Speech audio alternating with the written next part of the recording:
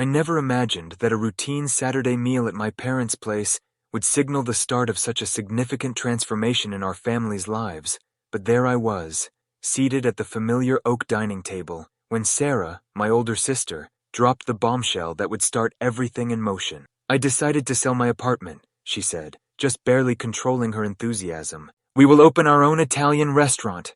I choked almost on my mashed potatoes. The apartment she mentioned was not just any real estate. It was a beautiful 3-bedroom condo right in the middle of the city, the one our grandma gave her in her will. Mark, her spouse, nodded fervently while his fork waved in the air, declaring, "I know everything there is to know about Italian cuisine," he said. "Sarah has restaurant experience, so we're perfectly qualified." I watched as respect filled my parents' faces. Mom delightedly clasped her hands, and Dad grinned proudly. "That's such a great concept, honey," Mom cried. "You have always had such a strong business head." Still, something didn't quite fit me. Call me boring, and trust me, I have been called worse. But as a financial manager, I find myself naturally thinking practically, trying to keep my voice impartial. I asked, "Have you actually calculated all the risks? Perhaps it would be wiser to get a business loan rather than sell your only house?" Sarah rolled her eyes. "Here we go again, classic Emily, always overlooking everything. Do you at least have a business plan?" I continued, peering at her children, 3-year-old Chloe and 6-year-old Ben, who were engaged in toy play in the living room. "You have 2 small children to consider. Buying another apartment won't be simple should things fall apart." Sarah laughed. "Oh, please. You have to take risks to get ahead. You cannot just sit around waiting for success to fall into your lap. You understand nothing about business opportunities in today's environment." "But your restaurant experience," I began, recalling how she had only worked as a waitress for a few months before Ben was born. "It was reasonably short, wasn't it?" Sarah tossed her hands in frustration. "God, you're so boring." "Exactly why you're still single, Emily. You never take any chances." Sitting there, I pushed the leftovers of my dinner about my plate and listened to them spin their illusion of success. They never once discussed the likelihood of mistakes or of things going south. They never thought through what would happen should their ideal eatery fail. Though Gran had been gone for 3 years now, an hour later, I drove into the driveway of her little house. My mind drifted back to her last days and how she divided her estate between Sarah and me as I opened the front door. Sarah had almost camped out at Gran's hospital bed, repeating endlessly how ideal the luxury apartment would be for her future family. Gran seemed to be looking at me angrily as she clarified her choice to leave me the house instead. "You've always been practical, just like me," she'd added, gripping my hand with the meager force remaining. "This house is paid for and full of love. You'll appreciate its value more than anyone else could. It isn't fancy." Now seated in my comfortable living room surrounded by Gran's ancient furniture, I couldn't stand to replace.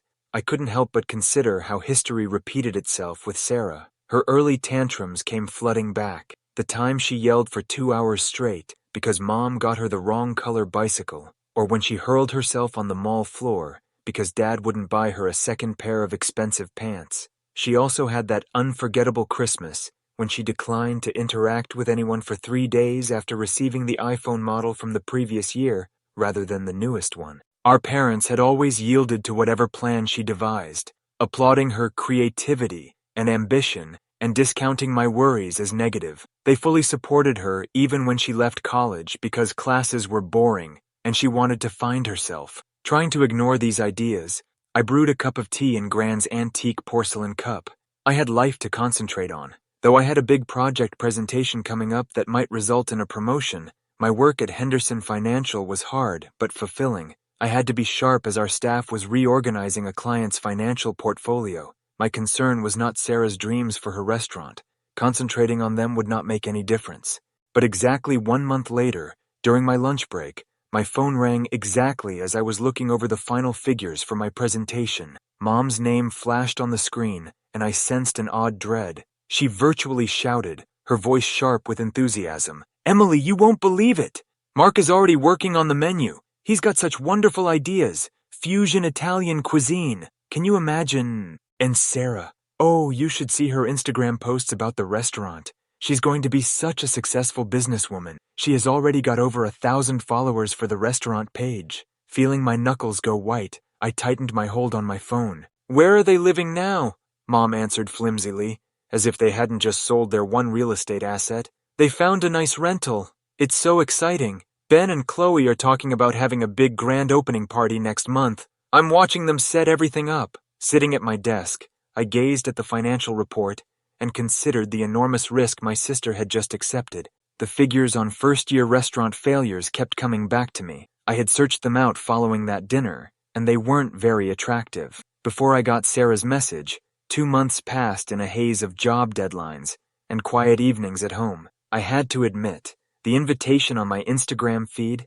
an elegant digital card with gold lettering proclaiming the grand launch of Bella Italia, looked professional. Actually, I was really surprised when I got to the Madison Street address on Saturday evening. Beautiful lighting and window planters loaded with fresh herbs had changed the storefront. Inside, the decor was friendly. Dark wood tables, exposed brick walls, and strings of glittering lights spanning the ceiling. "Emily, you came!"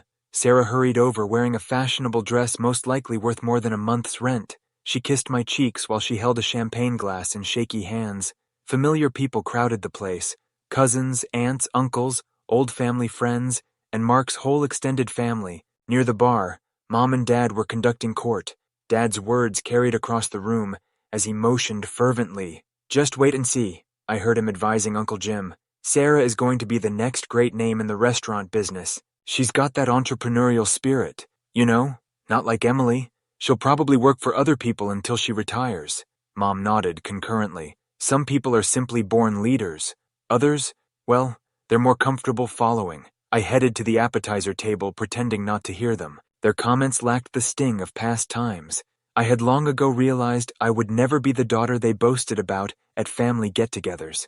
"Congratulations," I said to Sarah genuinely, lifting my glass. "The place looks great. I hope it's quite successful." The next several months developed in a pattern. Every Sunday supper at our parents' place evolved into Bella Italia's progress report. Sarah would dominate the conversation with stories of her developing restaurant business, swooping in occasionally with the kids, and Mark, sometimes only with Ben and Chloe in tow. Dad would blossom, "That's our girl." She felt she had it in her blood to be a successful businesswoman. Mom would always join in. Not everyone has that drive, casting deliberate looks my way. Across the table, Sarah would smile at me, the same smug expression she had when we were young, and she would have gotten her way once more. But one evening, when the discussion veered toward actual figures, I found myself unable, keeping a laid-back attitude. "How's the income looking?" I said.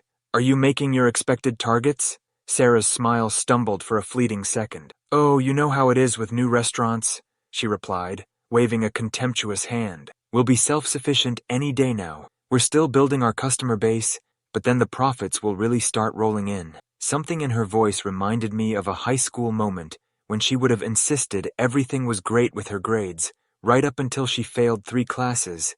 But I kept that idea to myself and nodded, once more savoring Mom's pot roast. Mom's cooking permeated the home with familiar smells, and Dad was cracking the same old jokes as the spring evening began like any other Sunday meal. Then Sarah swallowed and reached for Mark's hand. "We have some news," she said, radiant. "I am pregnant. Baby number 3 is on the way?" Mom started crying happy tears. Dad began talking about another grandchild to treat. Mark sat there beaming like he had just won the lottery. Charming Ben and Chloe hopped about the table yelling, "Baby, baby!" I put down my fork and chose my language deliberately. "Are you sure this is the best timing? With the restaurant still getting established and everything?" The room stopped. You would think I would have merely recommended selling Ben and Chloe to the circus. Mom's voice could have cut glass. "Emily," she said, with that special tone reserved for talking about my personal life, "how dare you? A baby is always a blessing. Besides, you'd understand if you had any children of your own or a husband. You're 32 now, you know, not getting any younger." 8 months later, small Emma started living with the family. With Mark's dark hair and Sarah's blue eyes, she was lovely. But while everyone was gushing over the new arrival, I couldn't help but see the strain appearing about my sister's eyes, the way Mark kept checking his phone with an increasingly troubled expression. 3 months after Emma's birth, at another family meal, the truth at last surfaced. While Mark had switched his typical confident swagger for restless fidgetiness, Sarah looked tired, and dark circles beneath her eyes were evident even with her makeup. Sarah said, pushing her food about her plate, "We're having some challenges at the restaurant." The statement seemed to actually hurt her. She took a faltering breath. "The staff turnover is killing us. We've gone through 6 head chefs because Mark keeps wanting to innovate with the menu. We have to pull out a business loan just to keep things running. The figures, they are not what we expected." Silent, I sat there remembering all my inquiries about their business strategy from that first dinner, the loan they should have obtained instead of selling the apartment, and the hazards I had advised them about. I omitted saying any of it, though. The next 6 months resembled watching a slow-moving vehicle collision. Every week, Bella Italia presented fresh challenges. The lunch crowd dropped to nothing first, then the evening bookings began to empty. Once humming with exquisitely presented food and happy patrons, the restaurant's Instagram page became silent. 3 likes for the last post, a depressing 2-for-1 Tuesday advertisement. Mom's daily calls to let me know about the developments, how they had to let go of half the staff, how they started shutting on Mondays to save money, how Mark got into a yelling fight with their last surviving chef over placing sushi rolls on their Italian menu. Saw most of it. Mom would argue, "They're just having a bad patch. Every new business passes through this." Still, it was not only a temporary setback. The writing on the wall by spring was brilliant neon lettering. The debt of the restaurant had stacked like autumn leaves. Late rent, unpaid vendors, growing tax obligations.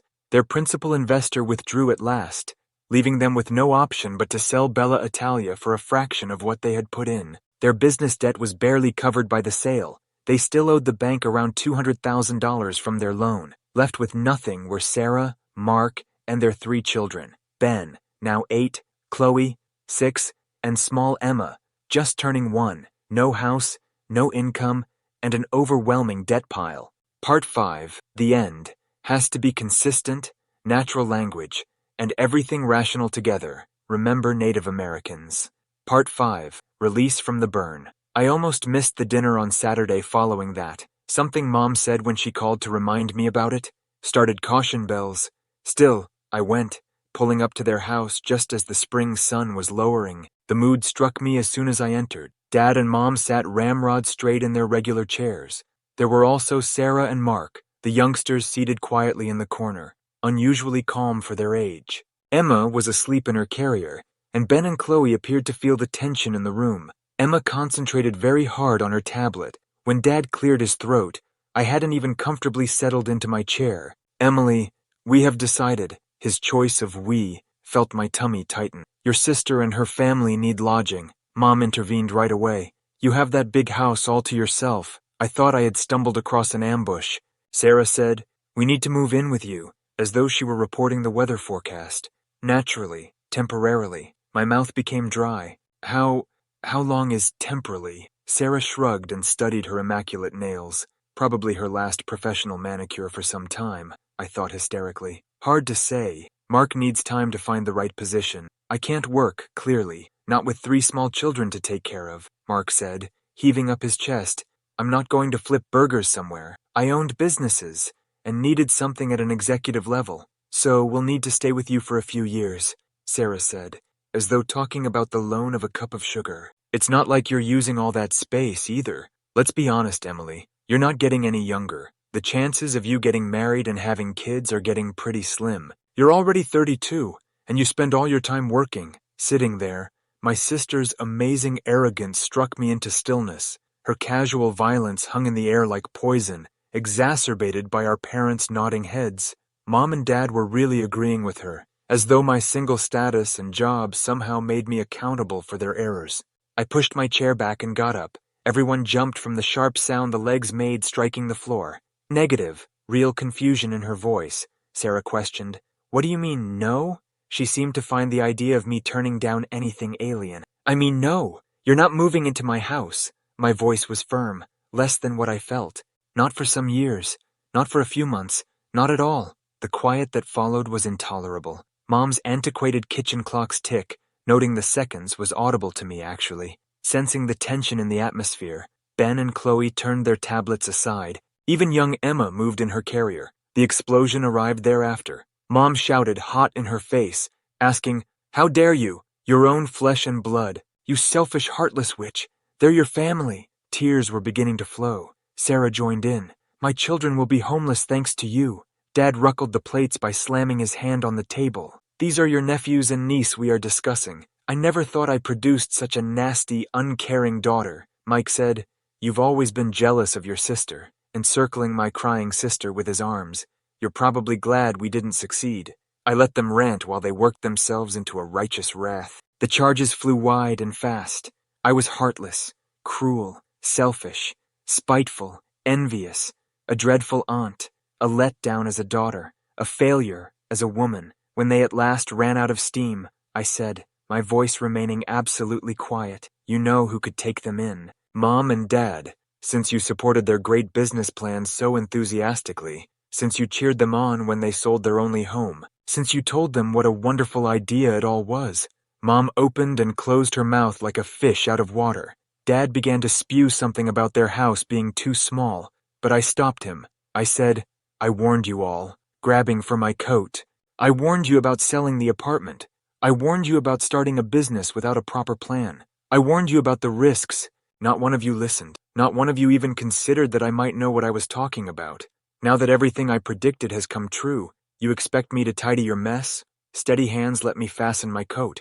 You made your decisions, all of you. You chose to ignore every warning sign. You chose to risk everything on a dream with no foundation. And now you're facing the consequences of those choices.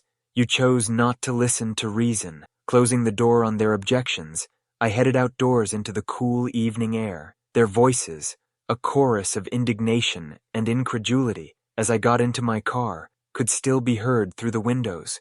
Harassment began hours after I left my parents' place. First were Mom's guilt trip texts. How can you sleep at night knowing your nieces and nephew might end up homeless? Then Dad's furious voicemails on family obligation and responsibility, while Mark wrote protracted, incoherent texts about how I was ruining his children's future. Sarah alternated between sobbing pleas and savage insults. After the first week, I blocked their numbers. Nevertheless, they simply changed to email and then social networking. They then began to have other family members get in touch, calling to let me know I was hurting her mother. Aunt Susan said about how karma would get me. Cousin Rachel sent me a 5-paragraph Facebook note. Outside my workplace, Uncle Jim cornered me to impart family values lessons. Weathered it all, keeping my work and the calm of my house first. But I was not naive. Knowing enough about my family, I knew they wouldn't simply take my denial. That's why, the very next day following that terrible supper, I had phoned a locksmith. The locks were altered, a security system was set up, and cameras were positioned at key spots all over the property. As it happened, smart thinking was one Wednesday evening on my way home from work. I spotted them, surrounded by boxes and bags. Sarah, Mark, and the kids were camping out on my front porch. Ben was bored sitting on a big duffel bag.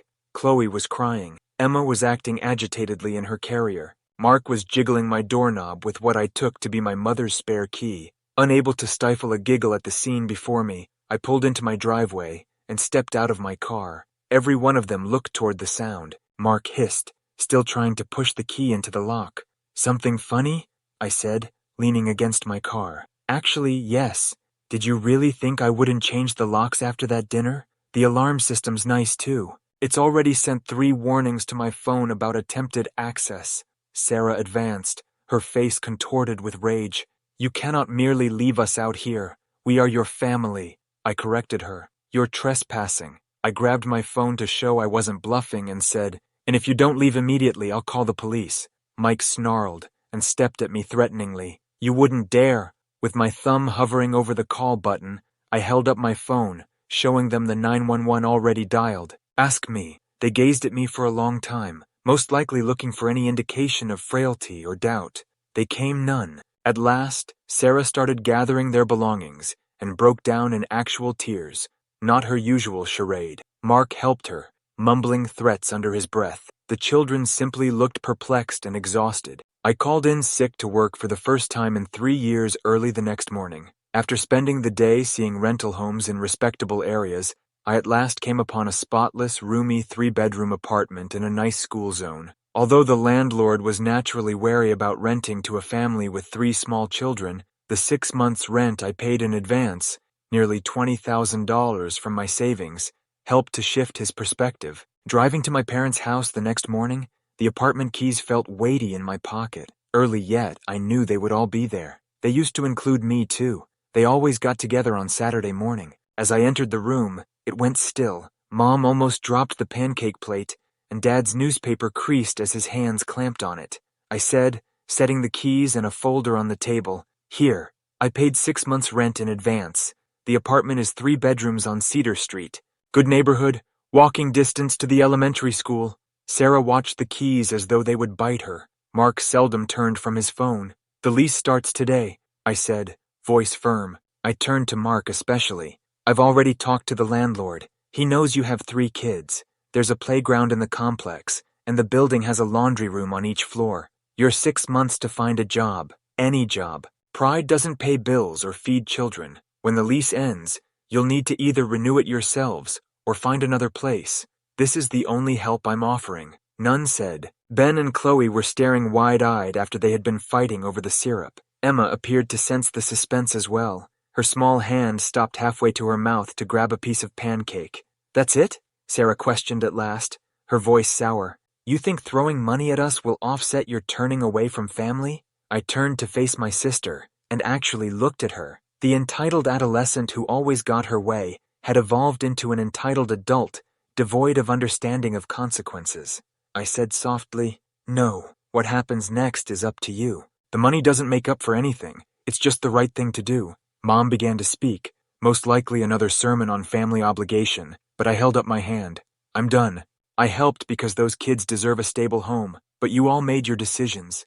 Now you have to live with them. I'm not enabling this behavior anymore." I left without thinking about a reply. I found myself grinning as I headed home, not because I was content with the circumstances, but rather because for the first time in my life, I felt really free from their influence and control. 3 months had gone by since then. Aunt Susan, who still talks to me, albeit negatively, claims that Sarah and her family occupy the apartment I leased. Mark still doesn't have a job.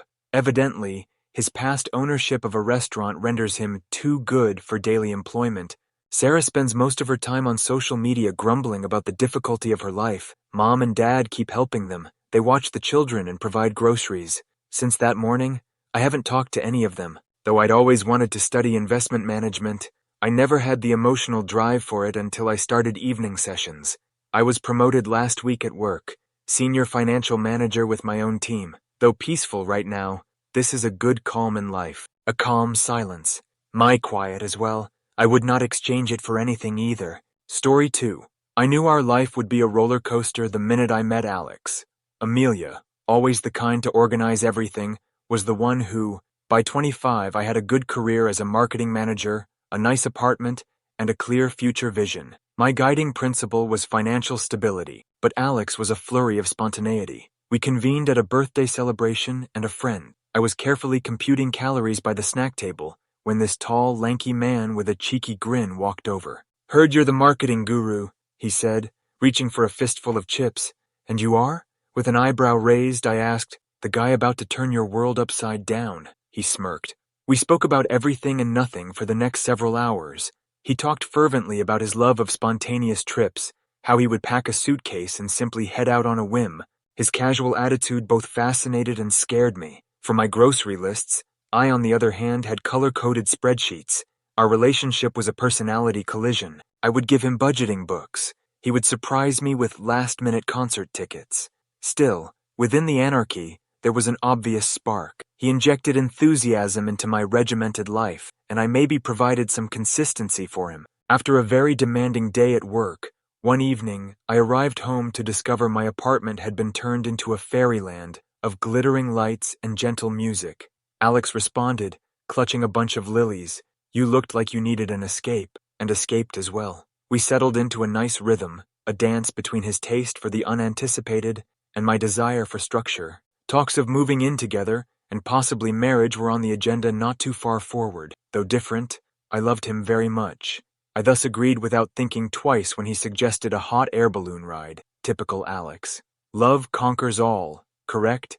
Meeting his family, though, was when the first fissures in my well-put-up front started to show. Their large mansion, loaded with expensive clothes and the newest devices, shouted excess. Dinner was a grand event with many dishes and costly wines. They talked nonchalantly about spurts of impulse travel and outrageous buying. That was a way of existence that both intrigued and scared me. That evening, as we drove home, my thoughts was much troubled by the sharp difference between our worlds. Your family is wonderful, I remarked warily, but we have very different ideas about money. Alex moaned, I know, but we'll figure it out. Still, deep down, a persistent uncertainty persisted. Given the impact of his family, could we really close this distance? On the next visit to the Collins house, the tension was thick enough to strangle me. Usually noisy, Alex's family sat close together, faces marked with concern. The storm center was his younger brother Daniel, the always impetuous one. I messed up, he said, avoiding looking at her. Owe several guys a lot of money. They pose a menace. The room exploded, usually a man bursting with laughter. Alex's dad was pale and quiet. Bless her heart, Mom, attempted to be in charge. Okay, panicking won't be of use. In what quantity, Daniel? $100,000 or as he coughed out. My gut jerked. For a family who seemed to treat money like water, that was a large sum. There was a tense quiet then, broken only by Alex's sister Eleanor, implying everyone helps. Clearly, though, even their combined resources would not be sufficient. Then everyone turned to see me. I thought of a rabbit caught in the limelight. Alex spoke up, his hand slightly too tightly holding my. AmITheA has savings, right? We can assist Daniel as well. My blood cooled. Alex, I said, attempting to maintain a calm voice, we have discussed this. For a down purchase, for our future, my funds represent… This is family, AmITheA. Alex's voice started to soar. Do you not care about my brother? Looking pitifully appreciative, Daniel said, Yeah, aren't we family now? Trapped and undercounted, I sought to rationalize. Maybe I could assist in negotiations with these men, create a payback schedule. They were not, however, interested in reason. This is not the moment for legal advice, Alex snapped. We thought family meant something to you, his sharp-minded mother said. We were probably mistaken. The air smelled strongly of judgment and reproach, not only by Alex's family, but also by Alex personally. I felt deceived. He was picking them above our plans, above our future, above me. The stillness in the car deafening. We left without any resolution. All night the discomfort bit me, and then it hit at the crack of morning. On my phone, a bank alert flickered showing a terrible reality. $150,000 had been taken from my account into Alex's. Panic struck me. I tried phoning him, texting him, but he disappeared, invisible. A knot of anxiety clenched my gut. Nowadays, this was about trust, respect, about the basis of our partnership, not only about the money. Driven by a terrible need for answers, I hurried to his office only to discover his desk vacant. His coworker told me he had taken the day off with a pitying glance. I next stopped at his parents' house. Alex's mother, Linda, greeted the visitor warily. I have to talk to Alex, I said. He's not here, she said, eyes darting away. He has taken a lot out of our shared savings. I am in need of answers. Her voice flat. I don't know anything about any money, she said. She closed the door in my face then. Standing there on the door of the house that represented all I would have come to dread, I at last grasped. Each of them was on it. Alex, his family, the lot overall. They would have exploited, controlled, betrayed me. And at that instant, something inside of me shattered. I was not going to become a victim. I intended not to let them prevail. I was preparing to retaliate. Though the police station was a hive of activity, Officer Miller, a gentlewoman with worn eyes, listened attentively as I told the whole terrible story. I cried out, It's my husband. He took from me. He had aid from his relatives.